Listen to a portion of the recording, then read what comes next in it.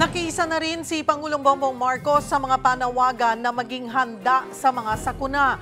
Ang paghahanda dapat daw nagsisimula sa bawat pamilya. Para bigyan ng mukha ang balita, Mobile Journal, Julie Baiza. Maging laging handa. Ito ang paalala ni Pangulong Bongbong Marcos lalo ngayong sunod-sunod ang kalamidad. Sa kanyang pinakahuling vlog, sinabi ng Pangulo na dapat bawat pamilya may sariling evacuation plan. Saan tayo tatakbo? Saan ang meeting place kapag lumindol? Saan pa pupunta? Saan tayo magkikita-kita? Para pati yung nasa labas ng bahay, pagka linindol, alam nila kung saan tatakbo, makita ang kanilang pamilya.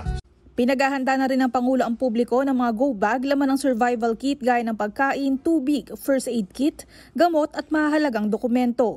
Maaari raw sundan kung ano ang laman ng go bags na ipinamamahagi ng ilang lokal na pamahalaan. Isa pa sa binigyan diin ng Pangulo ang halaga ng pagkakaroon ng emergency hotlines at makikinig sa balita. Nagbabala rin siya laban sa fake news. Pag-ingatan ninyo yung fake news. Noong nangyari sa Davao at saka sa Cebu, merong mga dumating na fake news, naniwala ang mga kawawang biktima at sila sa kakatakbo, sa kakatago, sa kakapunta sa ibang lugar, marami pa rin nasaktan. Ang pakinggan lang po ninyo ay ang mga balita na nanggaling sa mga official website ng mga ahensya ng government, local government man o sa national government, sa pulis, sa billbox, sa Pag-asa. Doon po kayo makinig. Huwag po kayo makinig sa hindi nyo nalalaman kung saan galing na balita o na impormasyon.